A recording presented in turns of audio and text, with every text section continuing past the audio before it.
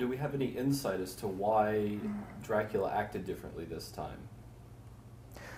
Certainly, Dracula is a creature of centuries-old habits, and for good reason, but it's really, again, the timing of all of it that leads to this almost hasty, like, before he had Vlad III Tepes commanded armies of Hungarian and Oltenian undead over and marched and conquered lands. He doesn't have that kind of time this time around. Period of about 3 to 4 days. He had maybe a week at the outermost before Richter discovered what was going on.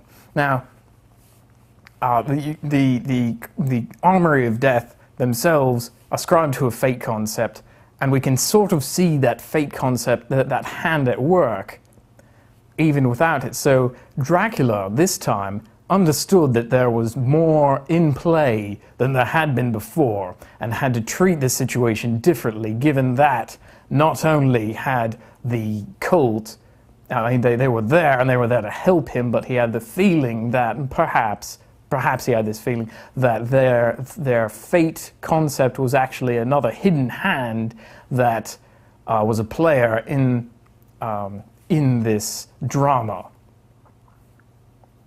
Okay. And now this this model that's been spooling behind you, this action here. Yes. Could you go into some detail about that? Right. This is our computer simulation of one of the legs of Richter's journey, and this would be near the beginning of the journey. We see that he's already entered the castle, and the reason we've chosen to build our reenactment this way, of course, we use computers because some of the monsters are just too difficult to present any other way. We're afforded a great deal of liberty with recreating them to a very high degree of accuracy. And the accuracy in this point, and the reason that we have this specific part, is because of one of Saif's minions, one of his acolytes, by the name of Hake. He was a Prussian at the time.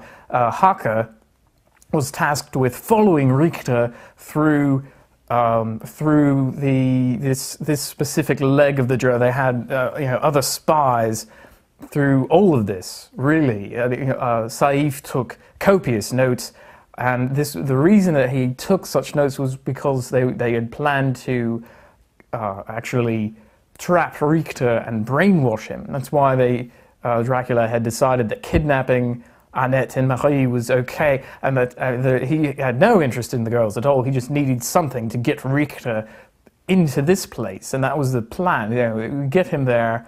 We know he's coming. Let's get him there on our terms. And now they have him, and Hake was taking notes on him here, perhaps because we don't know the specifics of the ritual, but we know that they needed some degree of familiarity with Richter himself, and they couldn't well talk to him personally, so they had spies. Hake was systematic in his note-taking. We have detailed records, we have sketches. He was an accomplished sketch artist. And so the wealth of our information about what was going on in this drama comes from Hake and comes at this specific time. So we're very pleased to have this wealth of information, and it's a shame that there's really not more than this that we can say with any accuracy at all, because Hake was only following him. Here we had some others perhaps taken locally from Arjesh. Other members of the armory. Other members of the Armory of Death. And so, what's going on here? What do we know about this leg of the journey from Hake's notes?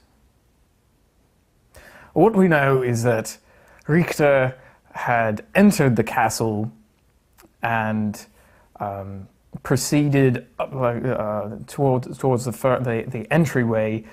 This is the castle itself had taken features on from one of the nearby palaces, the Palace of Argesh. This is not the Palace of Argesh. This is the Castlevania, which exists perhaps in another space entirely. We're not really certain at that, but I'm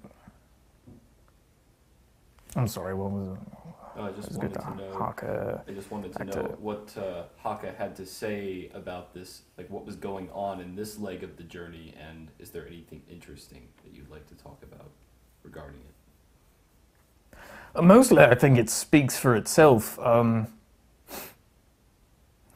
We see Richter isolated, really, against the forces of darkness, and that was most of the journey. We're looking through Haka's eyes as best we can. That's